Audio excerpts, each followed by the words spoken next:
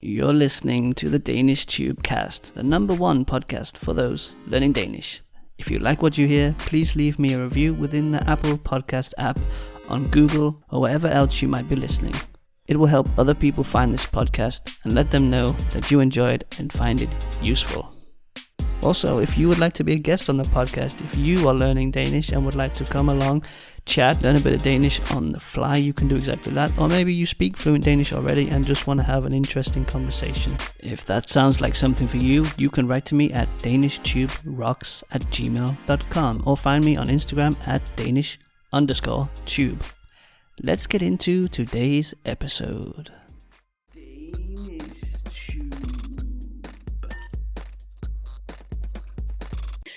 Jeg er meget nysgerrig om det. Så er det sket med dig, at du har manglet kontrol af kitesurf? Like hvis der er for meget vind? Kan du forstå spørgsmålet? Nu jeg kan. Den første ord sket. Jeg prøver at spørge. Nej, jeg prøver at spørge. Hvis det er. Jeg forstår. Ja. Okay. Hvis det er nemt at mangle kontrol. Ja. Ja, fordi du har for du udstyr er stor kite og drag, stor kite eller lille kite. De it depends again. I'm sorry. Det kommer an på. Det kommer an på vind. Hvor stærk er vind. Så hvis vind er rigtig stærk, derfor du bruger en lille kite. Og hvis det er lys vind, du bruger en stor kite. Og det er ligesom en windsurfing eller skib, den sælger. Hvor mange vind der er. Så hvis du har men det kan være rigtig uheldigt, hvis der er rigtig stærk vind, og du har for stor kite. Drag med, ja. Så det fordi vi har overkraft. Yeah, no, is that are the IT Liam? Do you say overpowered? For mig, det er ligesom en hvis du er snowboarder eller den banke er for too steep. If it's too steep, men det kan være svært. Ja, fordi jeg undrer mig over hvis man har bæltet på, og drag er på bæltet. Hvordan kan man komme ud af kiten, dragen, hvis der er et problem? Det er rigtig godt spørgsmål, fordi når den første kite kom ud omkring 15 år siden, der var i din bælte i kiten, og det var ikke sikkert udstyr for dig, og du altid var tied til kiten, og så du kan ikke komme ud og depower, to take the power out of the kite. Men nu udstyr der meget mere sikker til hjælpe dig, hvis det vind er for stærk. Okay. Så måske vil jeg prøve at kitesurfe en dag. Ja, du kommer ud. Jeg vil gerne invitere du og Liam kommer ud. Vi måler i Hawaii sammen. Det lyder så luksus. Jeg er helt med. Du kommer til min hjem i Hawaii. Det bliver sjovt. Jeg er totalt der. Jeg banker på døren nu. Hej. Ding dong. Ding dong. Hello. I'm here. Hvad hedder Liam? Hvad hedder trade? Jeg vil trade min kiteboard lecture for dansk lecture. Det lyder meget godt. Det hedder at bytte, nemlig. At bytte? Yeah, so vi at bytte kite lecture for dansk lecture. Well, at handler is kind of like to trade, but because we're going to swap, I would say at bytte to swap. So just to back it up a little bit, you were talking about the size of the kite, because we asked, like, is it ever dangerous? What happens, and you said det kommer an på vinden, depends on the wind, or vindens styrke, the wind's strength. And if the wind is very strong, use a little kite, and if the wind is very light, use a bigger kite.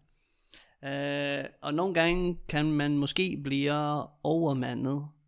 You can sometimes get overpowered. Og du sagde noget med, om noget var for style. That is steep, but I wasn't exactly sure what you meant by when you said steep style. In just like in kiteboarding or snowboarding, like in snowboarding, you can stand on top of the hill and be on a hill that's too difficult or too steep. And it's like in kiteboarding or windsurfing, if the wind and the waves are too strong, it can be very scary or uhugly. Skræmmende. Så hvis vinden er for stejl eller for stærk, så kan det være skræmmende, yeah. And then you talked about like the old system when it first came out. There was some at the sell fast, like it was fixed to you and there was no way to maybe, I don't know, release yourself or something, like it wasn't very safe in a way. Men nu er det sådan, at man kan bare sådan koble fra på en måde, hvis man har brug for at gøre det? Can you just sort of like disconnect if you need to? Vi har vi har nogle forsikrende ting at niveau på din system, at du kan blive sikker. Så du kan, hvis du vil gerne til release alle, like if I want to release the entire, get away from the whole system, unlock, you can just completely unlock if you want. Okay. Ripcord to pull, like get out of there. Yeah. Man kunne sige 2 ting måske. Frigør eller lyslade. Lyslade, det er måske et godt ord her. Hvis man gerne vil lyslade, eller man har brug for det, så kan man nemt gøre det. Lyslade. Okay. Yeah. Lyslade. It's like saying let loose, but loose let. The other way around. Okay. Cool, det lyder mega sjovt. Det er sådan en sej aktivitet, synes jeg. Så jeg vil sådan lidt ende på at spørge, hvad du bedst kan lide ved det. So what do you like best about kitesurfing?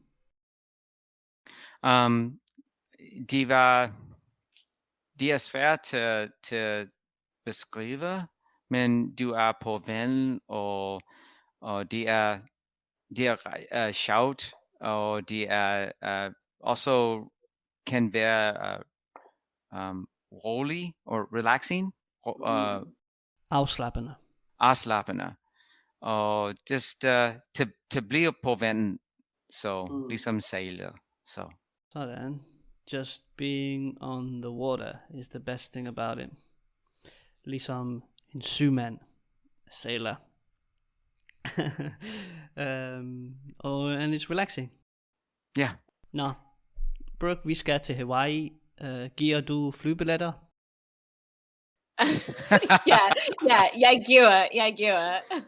Okay, og efter giver du til København? Eller ej? Ja, må jeg sige, at i Danmark, det er rigtig godt sted til kiteboard. Der er mange af kiteboard i Danmark, og det er meget populær sport derovre. Okay. Jeg var nysgerrig hvis det var et sport i Danmark. Ja. Så vi behøver ikke at blive i Hawaii. Vi kan møde i København eller Danmark. Okay. Så det er helt orden. Ja, måske, men det lyder meget federe at være i Hawaii. Ja, det tror jeg også. Det er en meget mere kitesurfer-agtig sted. kan man sige. Ja. Jamen fedt, tak fordi du delte din viden om kitesurfing. Vi holder lige en pause her på DanishTube-Kastet, og så er vi straks tilbage. DanishTube. Thanks again for listening to this Learning Danish podcast for you, the Danish learner. If you didn't know it, I do actually teach Danish. That is my full-time job. So if you are on the lookout for a cool Danish teacher looking to improve your skills, or maybe just fine-tune your language, get in touch with me. Write to DanishTubeRocks@gmail.com. I would be super happy to hear from you and to help you on your Danish language journey. Hej igen, vi er tilbage på DanishTube-Kastet. Jeg er sammen med Brooke og Tor, og vi skifter lidt emner nu, og vi skal snakke lidt om at bo forskellige steder. We're gonna switch topic a little bit and talk about living different places. And Brooke and I, we thought about this, fordi Tor, vi er sådan lidt forvirret. Vi ved ikke rigtigt, hvor det er, du bor, og hvornår, og hvorfor. Så vi vil gerne spørge dig lidt om det. So we're not really sure exactly where you live and when you live there and why you live there. I understand you live in like different places at different times or whatever. Så Tor, hvor i helvede bor du? Bor du forskellige steder? Hvilke steder bor du på, og hvornår bor du der? So like, where do you live? What different places do you live, and when do you live there? Så jeg bor i USA, i staten hedder Oregon. Min byen er Portland, og så jeg er på Pacific tid meste gang. Jeg har en forretning i Hawaii, så min min sælger territory er i Hawaii. Så jeg har en lejlighed i Honolulu. Så jeg er derover mange til. Så nogle gange, når vi snakker, derfor jeg er i Hawaii, og nogle gange jeg er her i Portland. De kommer an på, hvad min arbejde er. Men min meste gang jeg bor, my registered home, registreret hjem er i Portland, men jeg er i Hawaii tit. Okay, så det meste af tiden, most of the time, you are in Portland. Men du har en forretning, a business in Hawaii. Det lyder så luksus, når jeg hører Hawaii. Jeg ved ikke hvorfor. And you have an apartment in Hawaii. Hvorfor Hawaii? Er det nogen grund til, at din forretning er i Hawaii? Ja, så in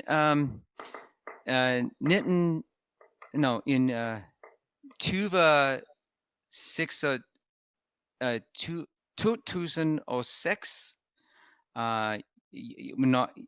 jeg har en opportunity, en mulighed til at starte en forretning, og jeg har sagt, og jeg elsker windsurfing så meget, at hvis jeg vil, hvis jeg flytter fra hjem, jeg vil gerne bo i en sted, der jeg kan windsurf. Så vi starter den forretning in Hawaii, så jeg kan windsurfer. Ja, and windsurf. Drive min forretning. Ja, så derfor derfor jeg har forretning i Hawaii og en lejlighed i Hawaii. Så fordi windsurfing. Ja, det var mest for windsurfing, ikke forretningen. Ja. Så Tor, føles du om at du har 2 forskellige liv? Har du venner i begge steder? Og tøj og møbler og jeg har venner. Det er interessant, men you have a forretning, when du egner en forretning, fordi din klient oft dine venner,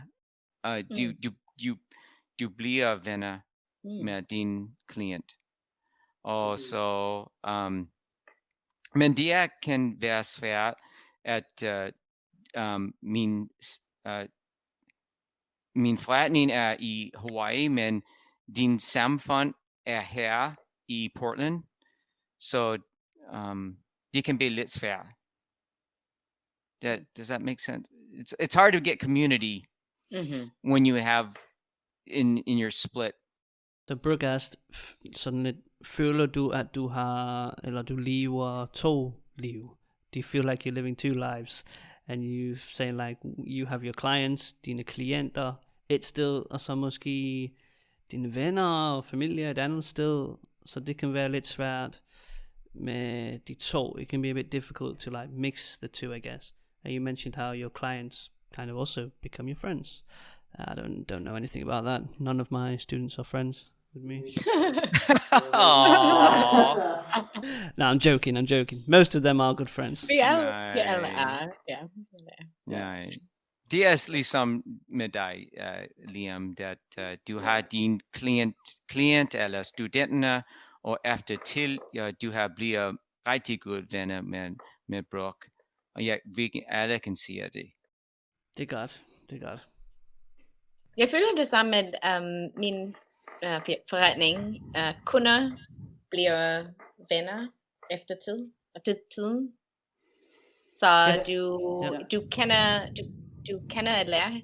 Du kender at hinanden lære. Is that right? Du lærer hinanden at kende. I mix it all. Du lærer hinanden kende. Ja, jeg vil faktisk bruge ordet mand. Man lærer hinanden at kende. Okay, man lærer hinanden kende. At kende. Okay, man lærer hinanden at kende. Sådan. Så bliver man venner. Ja, selvfølgelig. Jeg kan også rigtig godt lide det. Jeg tager selv nogle klasser, som I ved. For eksempel samba. Jeg lærer, hvordan man spiller samba. Men gruppen er som en familie, og vores lærer, vi er alle sammen venner med ham. Vi holder fester, og vi spiser sammen. Vi laver forskellige ting sammen. Så han er vores lærer. Vi betaler for at få de lektioner, men vi hygger os også ret meget. Det synes jeg, det er meget fornuftigt. Ja. Okay, og Tor, når du rejser frem og tilbage, rejser du så let? Det er noget Brooke og jeg har tænkt på, fordi når jeg rejser, så gider jeg ikke at bære på en masse ting. When I travel, I can't be bothered to carry a lot of stuff. I usually just take a backpack and go. Er du også sådan? Are you also like that? Nej. Okay, fordi du har en masse ting. Jeg tager med mig min kitesurfing ting. Selvfølgelig, du har en masse udstyr. Udstyr. Og jeg er heldig, at jeg flyver så meget, at jeg har masser punkt på flyverhavn. Masser point. Mass points with the flyver airlines. Ja, det hedder et flyselskab. Flyselskab? Ja. Så jeg kan tage min bagage for fri. Så jeg har ikke kun en rygsæk. Det er gratis. Vi tager hele lortet med. Vi tager sengen. Så tror jeg, du har ikke kitesurfing udstyr i begge steder. Du tager det sammen med dig, hver gang du rejser? Nej, fordi jeg vil gerne, fordi det er fri for mig, så jeg vil gerne tage min den udstyr kan blive lidt dyrere, så jeg har ikke, så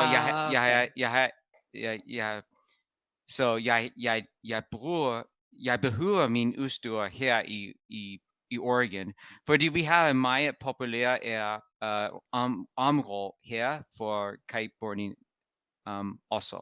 Okay, du gør det begge steder. Okay, så du er ligeglad, du pakker 10 kufferter? 10 kufferter? Nej, 10. Just bare en kuffert for min personale ting, og en stor kuffert for min... Din kone. Nej. Måske, det ved jeg ikke. Nu blev jeg bare sexist. Det er din kone med den store kuffert. Drenge. Kom tilbage. Og Tor, hvor meget tid bruger du for eksempel i Hawaii, og så Oregon? Svinger det ret meget, eller har du sådan en rytme, som du følger? Jeg forstår ikke.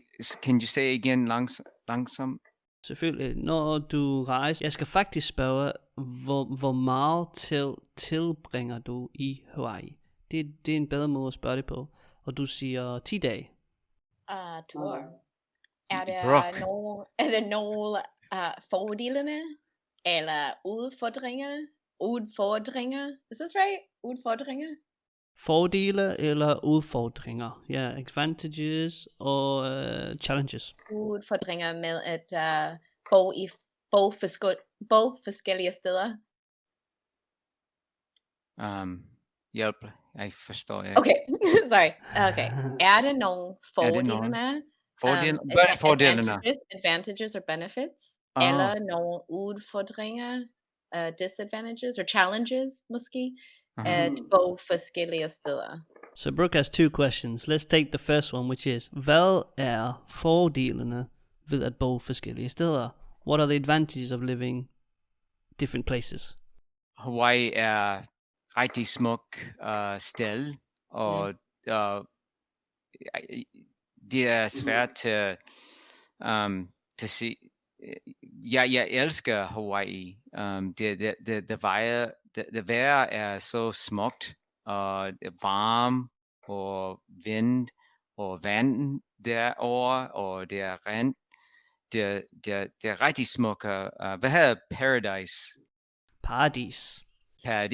Så alle kan elske Hawaii. Men min hjem er her i Portland. Portland er rigtig cool byen.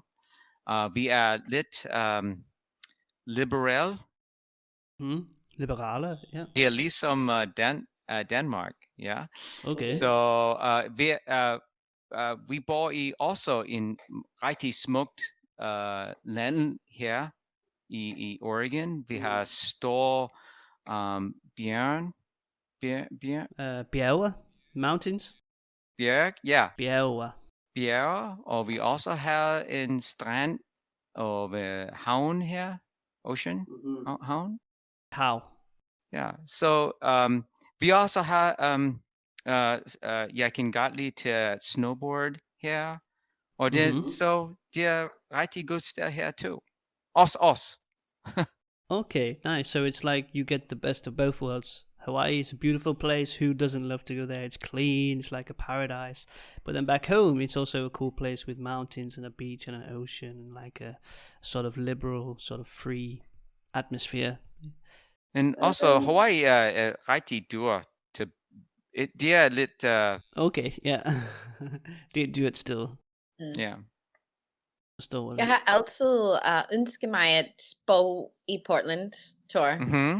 Jeg har besøgt kun en gang, men jeg fik min uddannelse i byplanlægning, og det er ligesom en mekka for byplanlægning. Det presser grænser i Portland lidt. Presser grænsen? Presser grænser. They like push the boundaries a bit. Med hensyn til transportation og cykler og density af nabolag. Portland minder mig om Danmark, fordi vi har, ligesom du siger, cykler, og vi byens planer her til at have cykler lanes, hvad hedder gale? Cykelstier. Så vi er cykelvenlige her i Portland, og jeg er rigtig stolt på det. Ja, det er meget fedt. Ja, men ikke så populær er Danmark og København, men derovre er rigtig cool med cykler. Bikes and city plans and bike lanes, it sounds like a place for me. It's what I miss most about being here. Der er ikke nogen, der er nogle få cykelstier, men ikke så mange, hvor jeg bor i hvert fald. Brooke, skal du en dag bo i Danmark? Ja, jamen, det er en stor drøm af min, men det ved jeg ikke, hvis det skal komme, hvis det til at ske, måske kan jeg sige. Hvis det kommer til at ske. Hvis det kommer til at ske. Ja, det er svært. Jeg vil rejse til Danmark,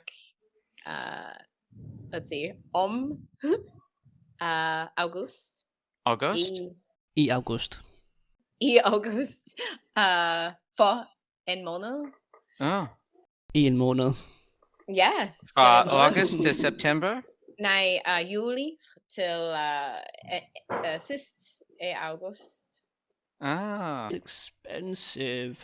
I think that would be the most challenging thing for me, because I know traveling is expensive. I also don't do it enough, fordi det koster så meget.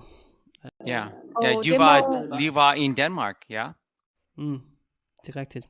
Men nu køber Brooke billetter til mig, så jeg kommer til Hawaii lige om lidt. Jeg gjorde. Tor, jeg synes, det må være lidt udmattet også. Udmattende. Udmattende at skifte mellem tidszoner, eller bare at rejse, fordi det er meget udmattende at rejse. Hvad er udmattende? Like exhausting, jeg tror. Ja, det er. Ja. Det er udmattende. Ja. Livet er hårdt, hva? Life is hard, huh? It's hard to live in two beautiful places. Yeah. Kitesurfing everywhere.